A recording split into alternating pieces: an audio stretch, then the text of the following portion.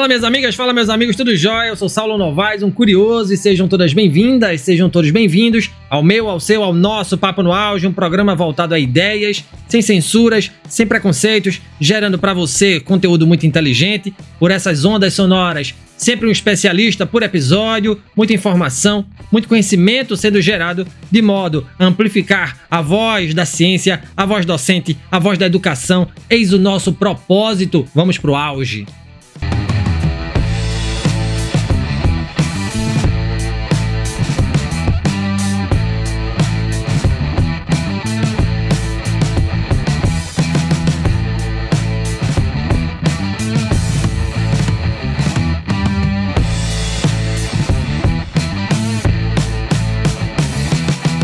A Netflixização da educação é um fenômeno que reflete a crescente adoção de modelos de aprendizagem personalizados, flexíveis e centrados no aluno, inspirados em plataformas como a Netflix. Assim como o gigante do streaming revolucionou a forma como consumimos entretenimento, oferecendo acesso sob demanda a uma vasta biblioteca de conteúdos, a educação tem se transformado por meio de tecnologias que permitem uma abordagem mais personalizada e acessível.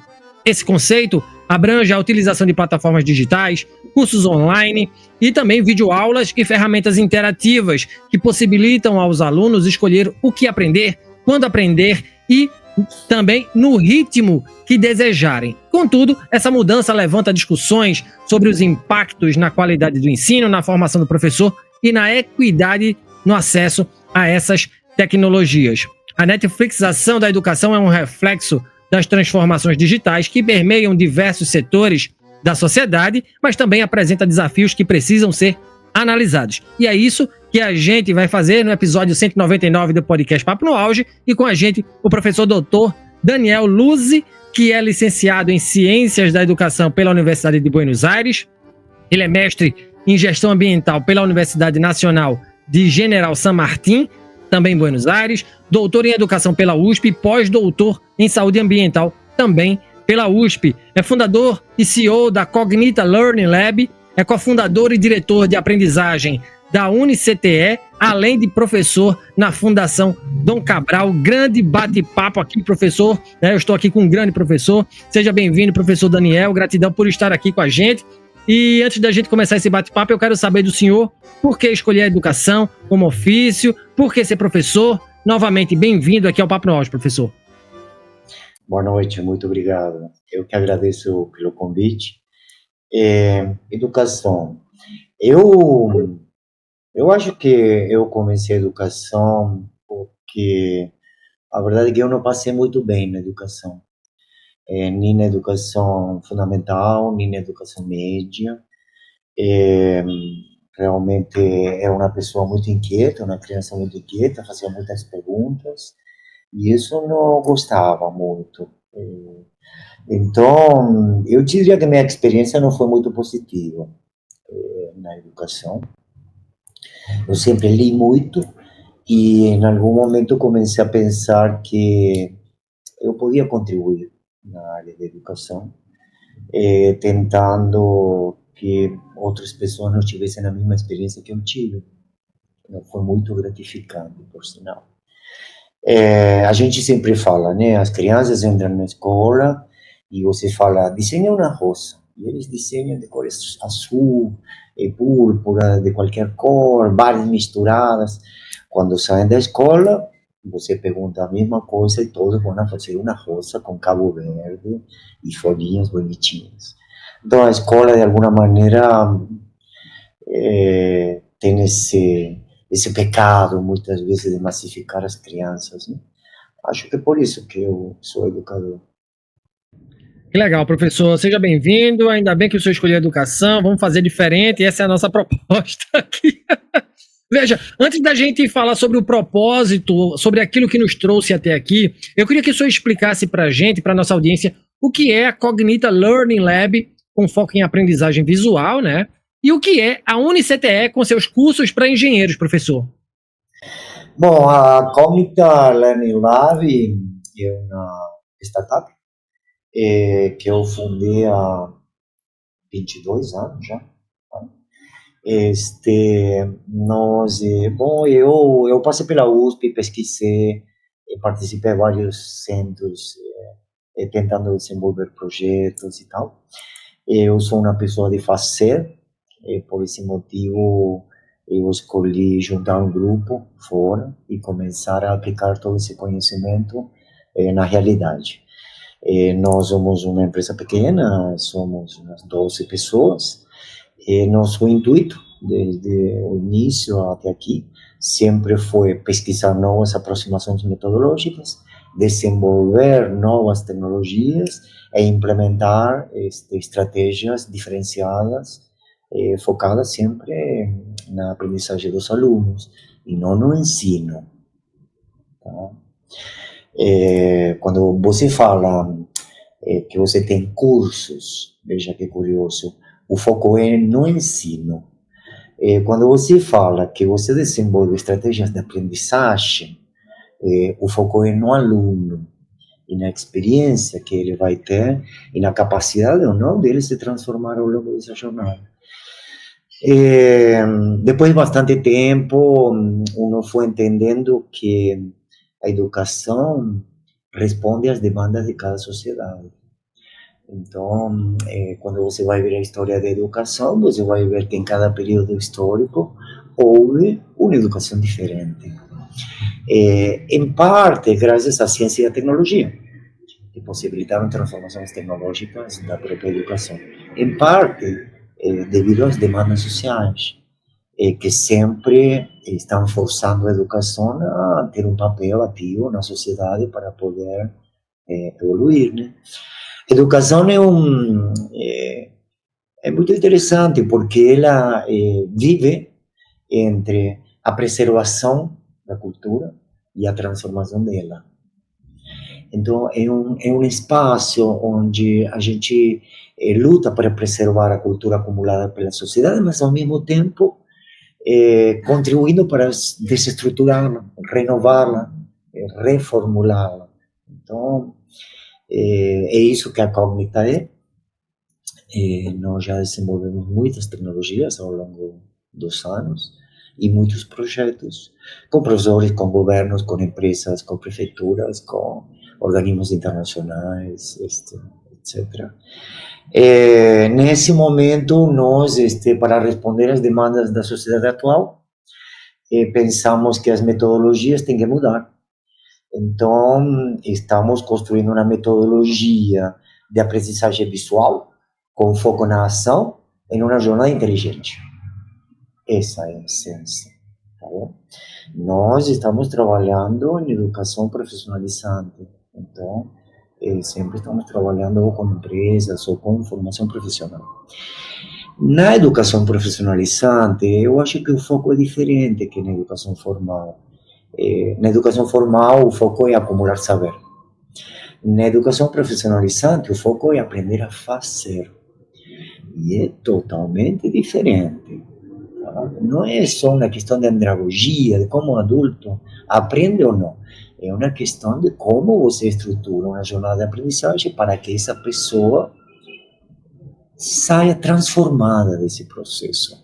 Ou fazendo algo melhor que antes, ou fazendo algo diferente que antes, ou explorando os novos potenciais da pessoa, mas sempre transformada.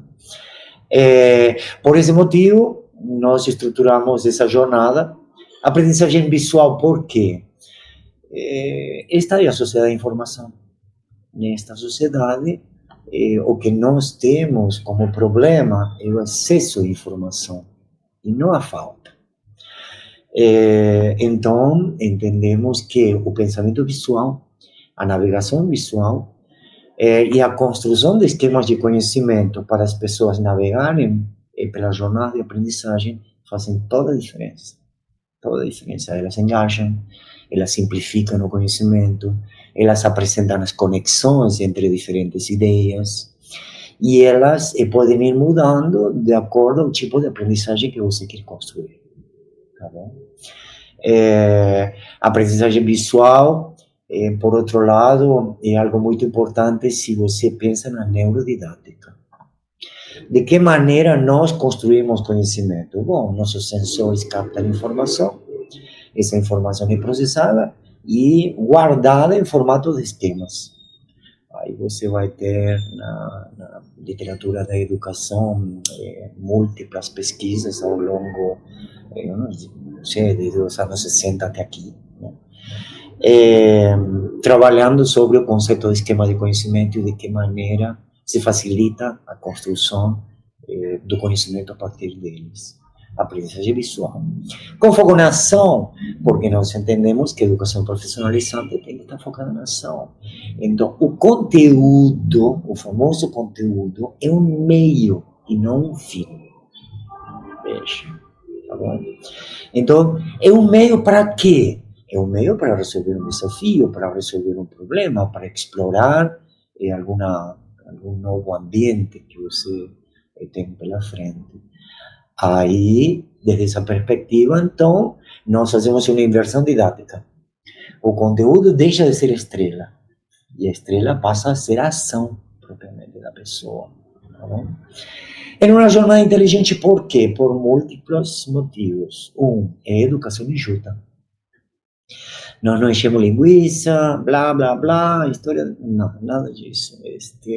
Então, essas jornadas são jornadas muito enxutas, muito concretas, com inteligência artificial que ajuda o aluno a fazer atividades reais.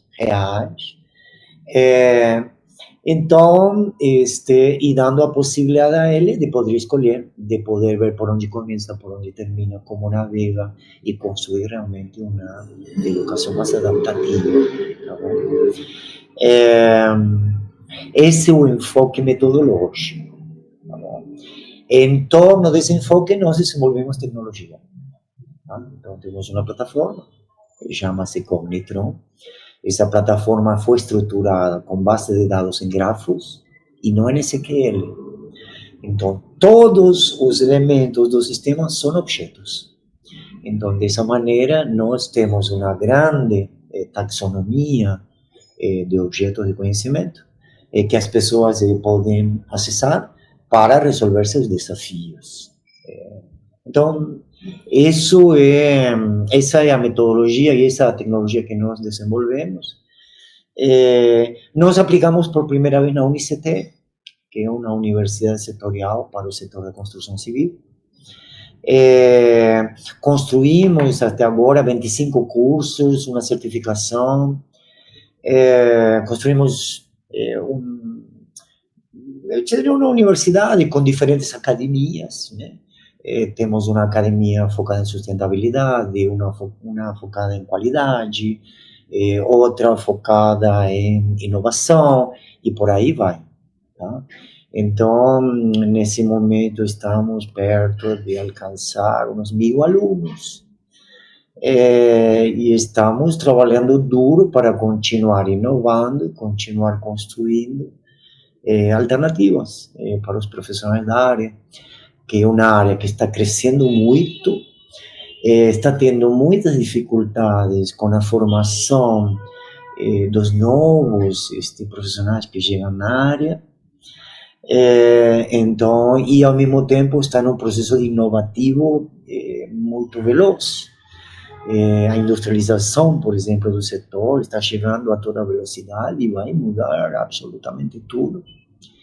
Então, realmente, é uma área muito interessante para explorar.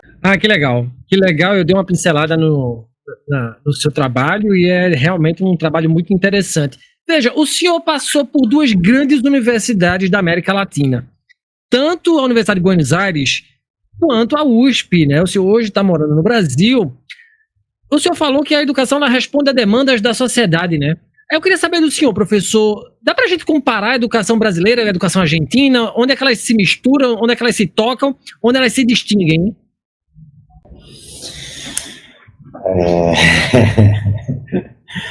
Olha, eu acho que o principal diferencial, se você me permite, quem sabe não esteja dentro da escola ou da universidade em particular, mas fora dela. Bom, você sabe, a Argentina sofreu muito nos últimos 10 anos, realmente a educação não é da qualidade que era antes, e, bom, de alguma maneira se sentiu afetada por todos os problemas sociais que o país teve. Mas quando eu estudei, eu acho que a diferença era a cultura que envolvia o processo. Então, por exemplo, outro dia eu li que aqui no Brasil, cada dia tem menos pessoas que leem livros, tá? Não me lembro nesse momento o número, mas era muito grande de pessoas que não leem nada, tá bom? A leitura, no meu humilde entendimento, é parte de uma cultura. E essa cultura que cultiva a leitura e a troca que acontece quando todo mundo lê, é bem diferente de uma cultura onde a leitura não se cultiva, tá bom? As pessoas não trocam conhecimento, informações naturalmente. E acho que isso faz uma diferença enorme. Muitas vezes, quando as pessoas questionam na escola, uno fala, opa, peraí, não é a escola unicamente. A escola se encontra inserida numa cultura. A escola mesma é uma micro-sociedade, que representa tudo que há na sociedade maior, né? Então, eu acredito muito no impacto de uma cultura na educação. Tá? Dito isso, hoje mudou tudo. Dito isso, hoje mudou tudo. Eu acho que os jovens estão mais ansiosos. Parte desse processo que eu escrevi, esse artigo de Netflixização, foi por reconhecer um fenômeno que está acontecendo e que não está isolado, é parte todo do mesmo movimento, né? Se você se foca no conteúdo e você transmite às pessoas que o importante é o conteúdo, as pessoas vão pensar, poxa, então quanto mais rápido eu adquirir esse conteúdo, mais rápido vou conseguir cumprir meus objetivos. E aí começa um outro problema que é o speed watching. Não sei se você viu. Sim, tem videoaulas, mas por que vou esperar o ritmo do cara? Vamos acelerar um pouquinho? Aí acelera 1,5. Com a lógica de que se você acelerar 2, vai gastar a metade do tempo. Então, quando a lógica é consumir conteúdo, consumir mais rápido é uma vantagem. Veja como a cultura vai se criando em torno de todas estas ofertas e vai impactando. Eu já escutei pessoas falando, poxa, eu fui à faculdade outro dia e que vontade que eu tinha de acelerar esse professor. Professores que começam a falar, olha, eu passei um vídeo de 6 minutos e depois de 1 minuto parecia que a galera ia explodir. Parece que o umbral, assim, né, de paciência diminuiu muito. E no nosso entendimento, tudo isso tem a ver com essas modas de consumo em grande quantidade de informação, que é o questionamento que nós fazemos a essas grandes plataformas com milhares de cursos e você entra, vê todos esses cursos e fala, meu Deus, por onde eu começo? Eu escrevia no artigo, as pessoas estão perdidas sem bússola em um mar de conteúdos, entendeu? Poder selecionar o que é importante para a sua carreira não é tão fácil, não é tão simples. Colocar toda a responsabilidade na pessoa, de que ele é o responsável pela sua autoformação, também me parece meio injusto. A vida conta de que aprender a aprender não é tão fácil, né? E que muitas vezes menos e mais, se tratando de educação, sabe? Essa ideia de que a maior quantidade de informação que você lê ou absorve, né, e maior a quantidade de conhecimento, não não funciona. Porque vai chegar um ponto que você vai saturar sua capacidade de recepção de informação, né? Sua carga cognitiva vai ser superada, seu processo de esquecimento vai se acelerar, e então é o mesmo que você não tivesse feito nada dentro de uns meses, né? Você, quem sabe, dentro de 2, 3 meses, não lembra o nome do professor, ou do curso. Automatizou alguns elementos dentro da sua estrutura cognitiva e seguiu em frente, digamos assim. Então, é mais ou menos isso, né, o que nós observamos que está acontecendo. Há várias pesquisas, tem uma pesquisa muito bonita feita pela que foi a coordenadora de treinamento de uma grande empresa canadense com 90.000 pessoas. Ela começou pesquisando por que está acontecendo, por que as pessoas não entram na plataforma, se tem cursos fantásticos e tal. Os gestores começam a falar, a culpa é das pessoas, as pessoas são preguiçosas, as pessoas não querem estudar. Ela descobre em determinado momento que o problema não eram as pessoas, havia falhas didáticas sérias na construção desse conhecimento, né? Esse conhecimento não era significativo para as pessoas. Então, não é tão fácil. Sim. Veja, eu queria aproveitar o gancho dessa sua fala e já cair de paraquedas aqui no nosso tema desse episódio, né? Quando o senhor fala sobre Netflixização da educação, que foi um artigo que o senhor escreveu para o Nexus Jornal, né, e que me chamou muita atenção. Do que é que se trata esse conceito? Por que esse modus operandi educacional ganhou tanta escala nos últimos anos e como ele tem impactado a forma de aprender, professor? Bom, se o conceito é que é o conteúdo a coisa mais importante, de que se trata? Se trata de você empacotar esse conteúdo da maneira mais simples, mais barata e mais eficiente possível e transmiti-lo na escala.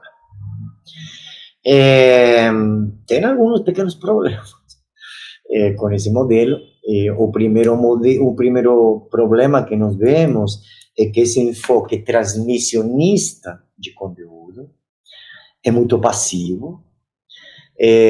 A pessoa fica só recebendo informação para depois decorar. Se eu te falo que isso vem, eu não sei, isso vem do século XVII, cara.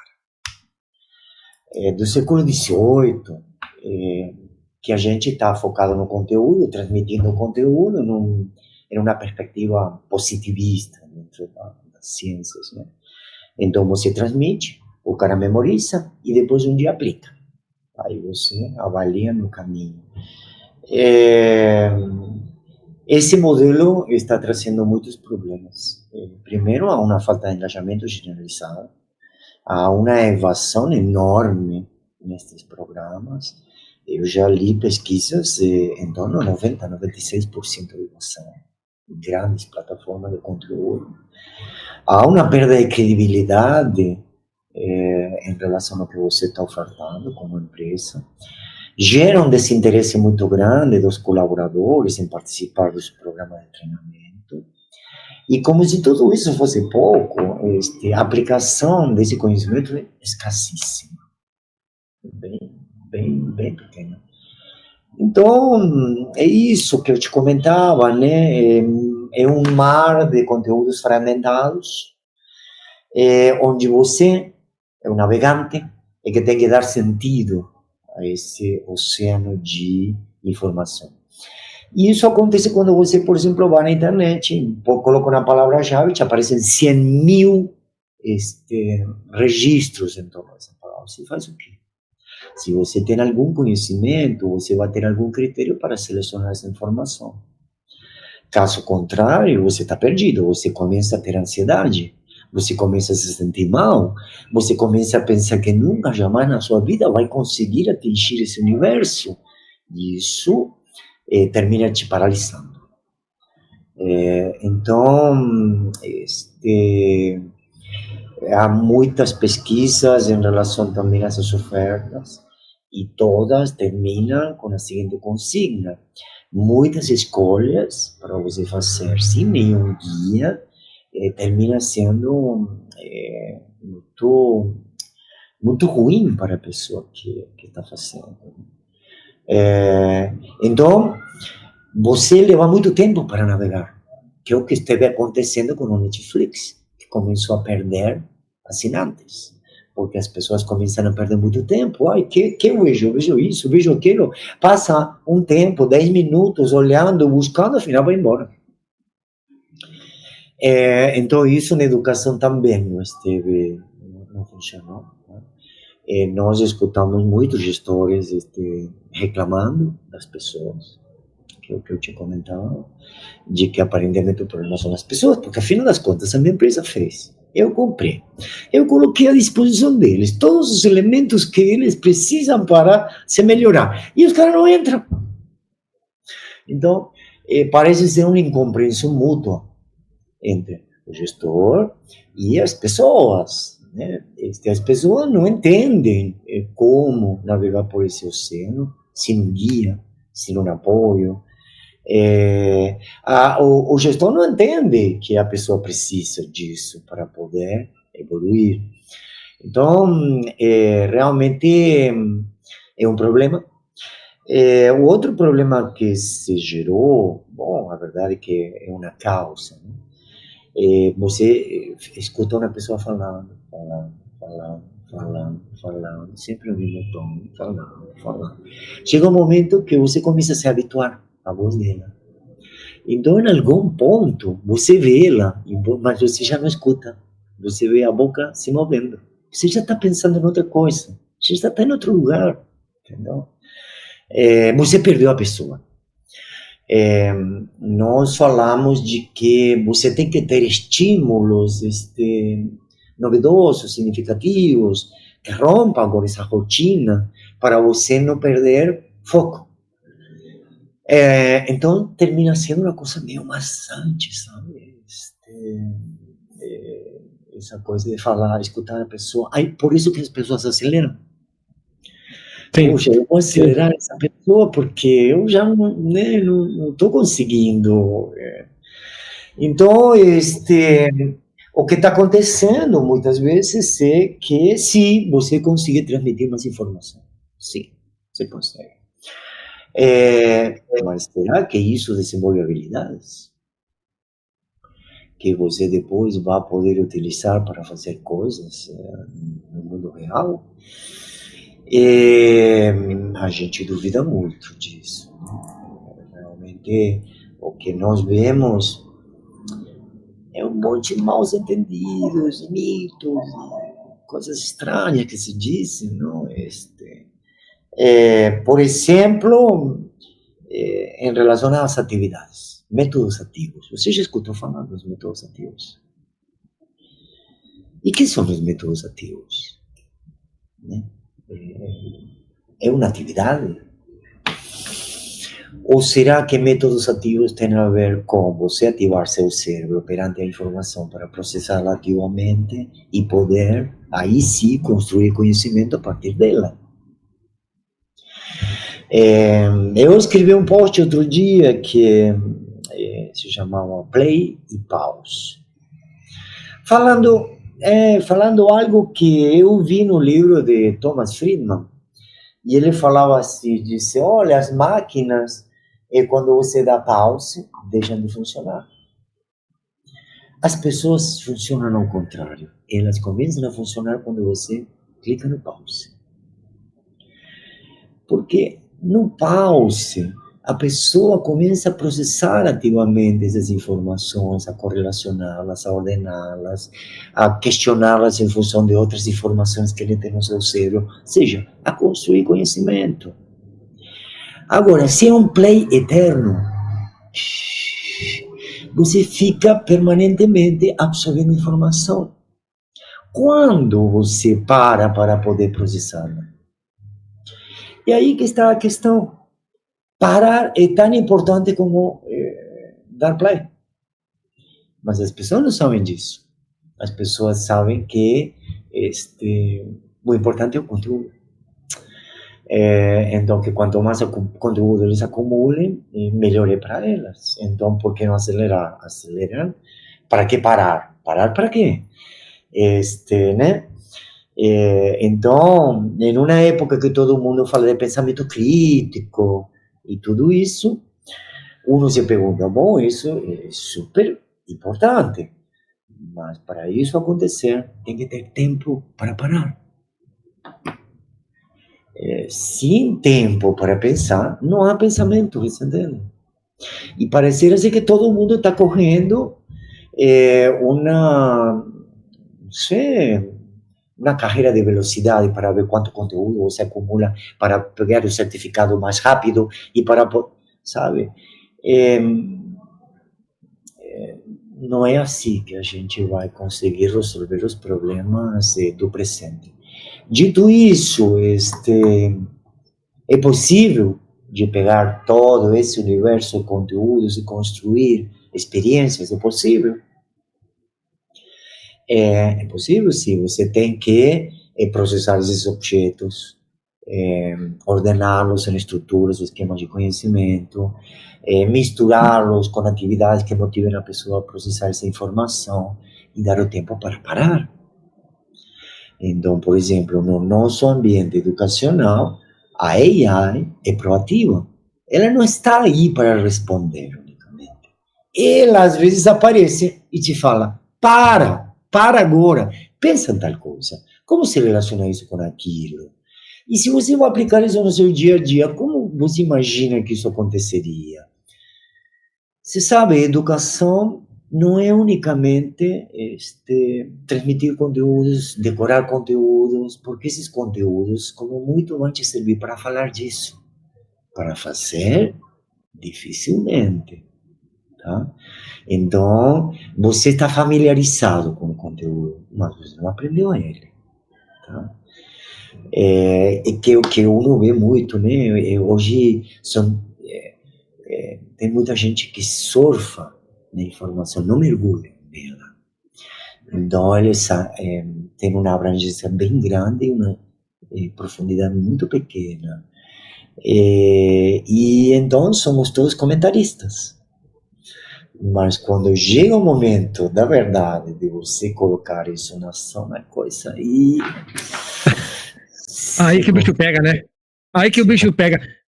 Veja, ô professor, veja, com relação ao docente, não seria, então, a Netflixação da educação uma forma de transferir a responsabilidade pela aprendizagem dos professores para as próprias plataformas, enfraquecendo a função pedagógica e a interação humana no processo educativo e prejudicando a formação de hábitos de disciplina e consistência no estudo, essenciais para o aprendizado de longo prazo?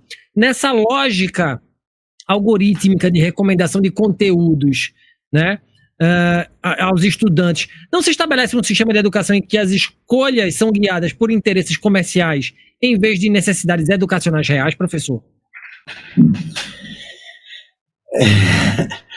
Olha, tem de tudo. Eu diria que tem de tudo. Tem pessoas que sonham, quem sabe, em que a AI venha um dia reemplaçar todos os professores que cobram demais, sempre, né?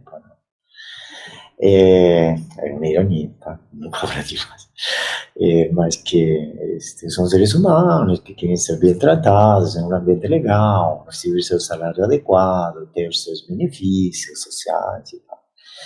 Tem muita gente que sonha com Eu acho que estamos longe disso. Estamos longe, muito longe. Eu não sei se alguma vez vamos estar perto, tá bom? Eu acredito que a AI veio para, de alguma maneira, ampliar nosso potencial, expandir, tá? Mas não reemplaçar. Ela imita, ela não é inteligente de verdade, ela imita. Então, se você quer criar padrões e transmitir padrões para os outros, você encontrou uma ferramenta boa. Agora, se você quer que realmente as pessoas aprendam, apliquem esse conhecimento, reflitam sobre ele e consigam realmente transformar seu dia a dia, a coisa é diferente. Então, Então, sim, no mercado acho que tem de tudo. Nós estamos tentando usar essas tecnologias como um potencializador, digamos assim, para ampliar nosso potencial de ação. Outros devem estar tentando, com certeza, reduzir custos. Reduzir custos. Não acho que tenha muito sucesso por enquanto, salvo que você queira fazer uma educação de baixo custo, escalável, muito escalável, focar no conteúdo. Então, quem sabe você tem sucesso no seu empreendimento comercial, se é que você não vai ter uma inovação gigantesca e por aí vai. Porque, afinal das contas, falar com uma inteligência artificial não é o mesmo que falar com outro ser humano. Quando uma pessoa pensa em desenhar uma experiência de aprendizagem, não pensa mecanicamente. Pensa no sujeito, na pessoa, no contexto, na empresa, onde seja que for, e começa a tomar decisões que envolvem valorizações, né, escolhas, que são muito humanas. Não me parece que eles tenham muito sucesso por enquanto. Agora, tem malucos que já estão implantando chips no cérebro das pessoas e acham que esse chip vai permitir que você transmita informação mais rápido ainda. Né? E que como eles acham que é só isso que você precisa para você evoluir, mas tem de tudo. Né? Entendi. Veja, como é que a gente pode, professor, evitar que a Netflixização da educação acentue ainda mais as desigualdades educacionais, já que nem todos os alunos têm acesso à mesma infraestrutura digital e ao mesmo suporte tecnológico? Inovação passou longe dessa forma de aprender, não é? Eu não sei isso se possível. É o que normalmente acontece. Para ser honesto, toda evolução tecnológica deixa muita gente no caminho. Normalmente, as pessoas que têm um poder aquisitivo melhor têm melhor acesso à tecnologia e à cultura, etc. Sim, beleza. E, no outro lado, quem não tem um celular no Brasil hoje?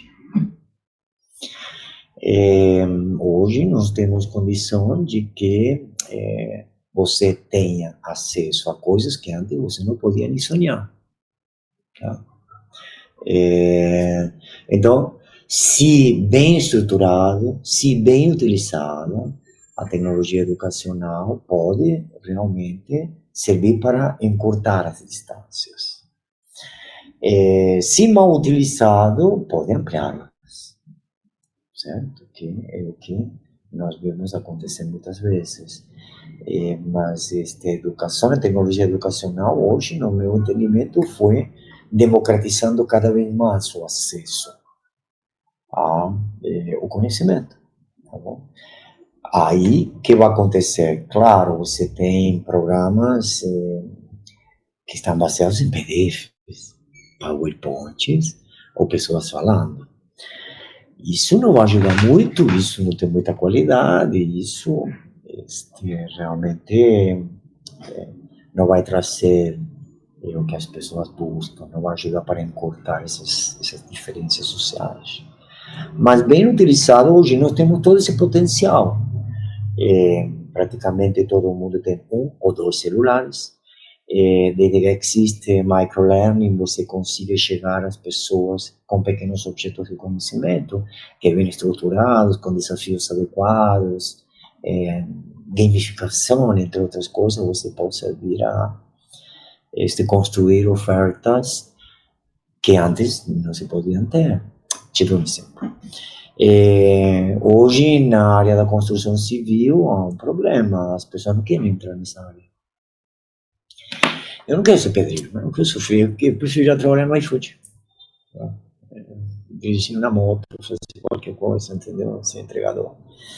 É, agora, porque você entra como aprendiz de marceneiro, e você não sabe quando, um dia na vida, você vai poder crescer, ou se vai crescer. Agora, veja, existem planos de carreira dentro das organizações, em todas as categorias, marceneiro, azulejista, pintor, etc. E por aí vai. Existe um programa bem estruturado, em escala, bem feito para ajudar esses jovens que hoje não vão para a faculdade?